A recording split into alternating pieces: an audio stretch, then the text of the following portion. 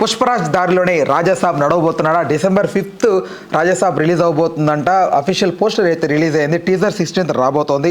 పోస్టర్ని చూస్తే చాలా రకాల హిడెన్ డీటెయిల్స్ కనిపిస్తున్నాయి.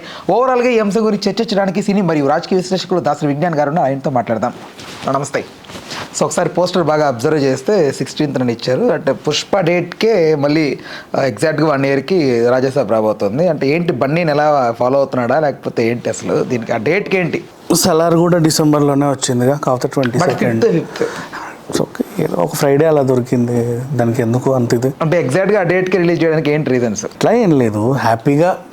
ఈ రోజుల్లో ఏమైందంటే టాకీ పార్టీ ఎంత ఈజీగా పూర్తయినా విఎఫ్ఎక్స్ కంటూ కొంచెం టైములు పడుతున్నాయి.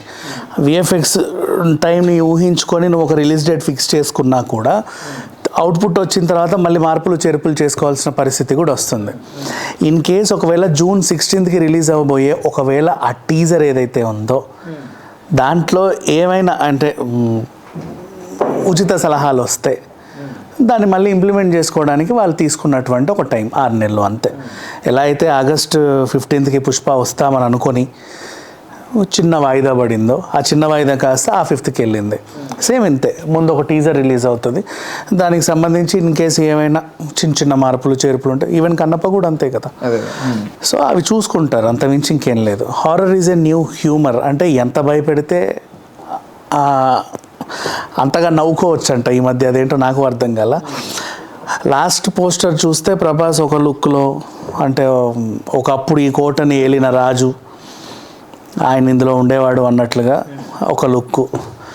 సేమ్ అదే కోట ఏదైతే ఉందో దాన్ని ఇప్పుడు ఈ యాంగిల్లో ప్రభాసు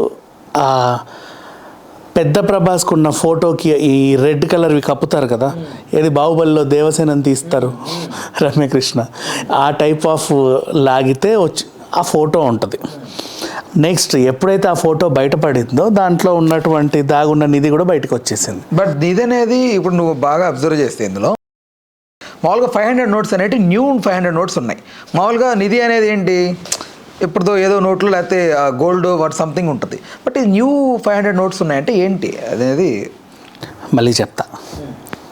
అక్కడ చిల్లర దాచుకున్నారు, ఈ ఎట్లో ఓ రకంగా అక్రమంగా సంపాదించిందో అక్కడ పెట్టారు, ఓకేనా.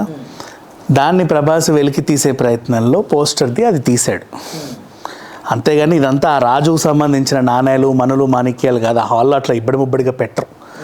ఎప్పటిదో పురాతన కోటే, ఆ చెక్క తీసి అందులో నోట్లు పెట్టారు. సింపుల్గా చెప్పాలి అంటే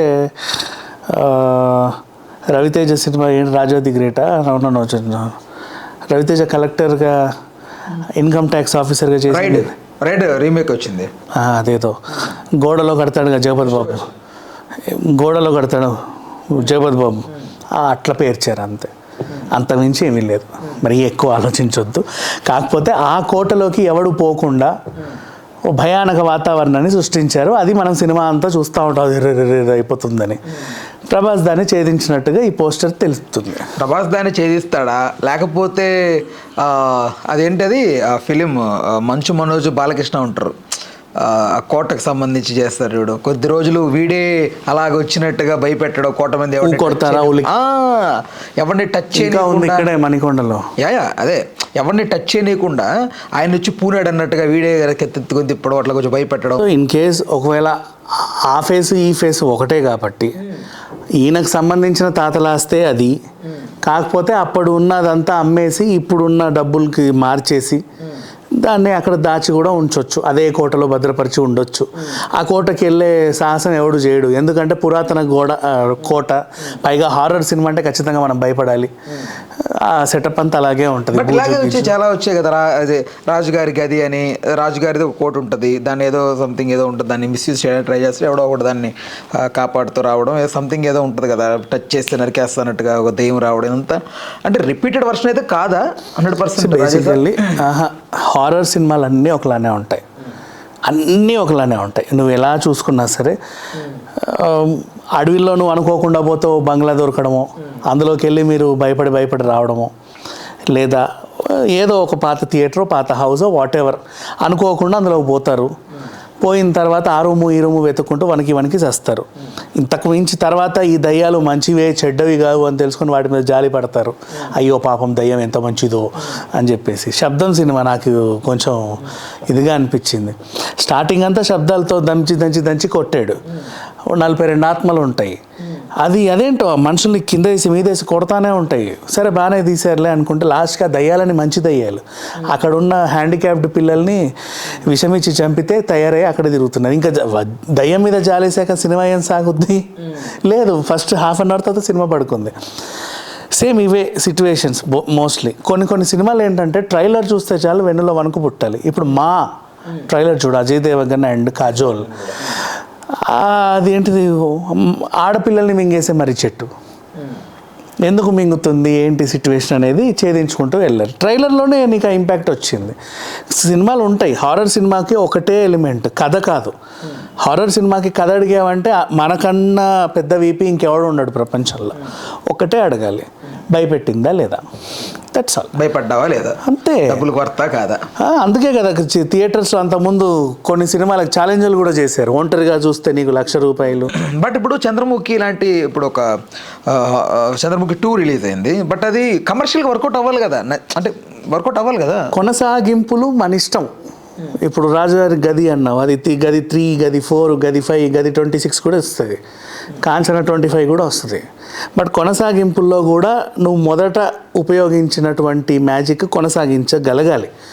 ఆ కొనసాగింపుల్లో బాగా వర్కౌట్ అయింది నాకు ఆల్ టైమ్ ఫేవరెట్ కంజూరింగ్కి ఎంతమంది ఎన్ని రకాల రివ్యూస్ ఇచ్చినా సరే, అండ్ అదొక టైప్ ఆఫ్ యూనివర్స్ అంతే.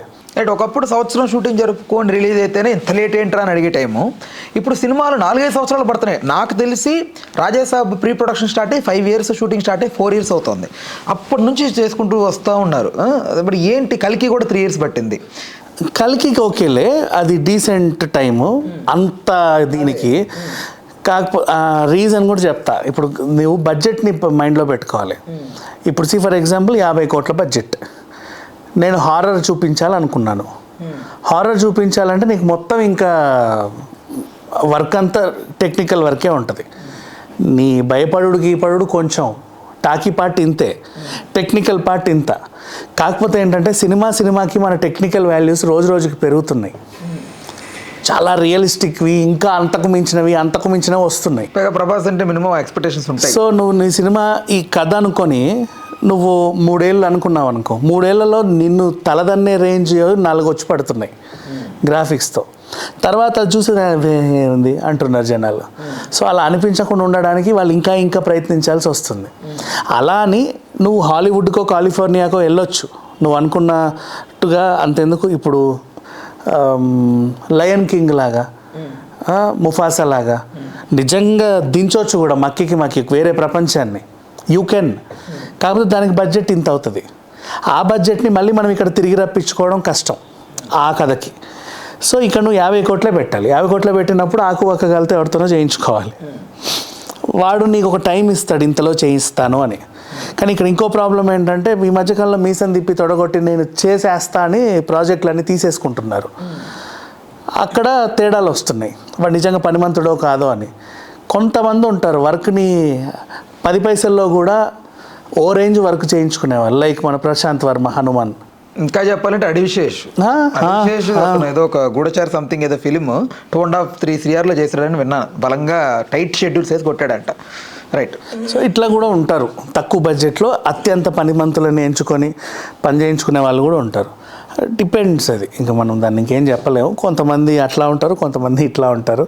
ఇప్పుడు ఈ సినిమాకి అంటావా, మారుతి గత ప్రతి సినిమాలకు మించి అప్పుడున్న టెక్నాలజీ ఇప్పుడు ఇంకా డెవలప్ అయింది. దీన్ని ఇక్కడ ఉపయోగించాలి. పైగా ప్రభాస్ ఇమేజ్కి తగ్గట్టు ఉండే, ఎందుకంటే దీన్ని నువ్వు 2 తెలుగు రాష్ట్రాల్లో వెయ్యవు. ఆయన పాన్ ఇండియా అయ్యాడు. ఇప్పుడు నువ్వు తీసుకెళ్ళి జపాన్లో వదిలేవనుకో, ఎక్కడన్నా తేడా వస్తే వాడు హిహి అంటాడు. ఆ హిహి అనే ఛాన్స్ వాడికి ఇవ్వద్దు. ఇక్కడ మెరుగుదిద్దాలి. కొంచెం టైం పడతా ఉంటాయి, టెక్నికల్ టైమింగ్స్ అయ్యి. ఓవరాల్గా ఎక్స్పెక్టేషన్స్ ఎలా ఉన్నాయి మీ పరంగా? మీరు పోస్టర్స్, టీజర్స్ చూస్తేనే కొంచెం గెస్ చేసి చెప్తారు సినిమా ప్రభావం ఎలా ఉంటుంది అనేది. నాకు నచ్చింది, ఆఫ్ కోర్స్. 1000 CR ఫిలిం అది చెప్పలేను. నాకు పోస్టర్ బాగా నచ్చింది.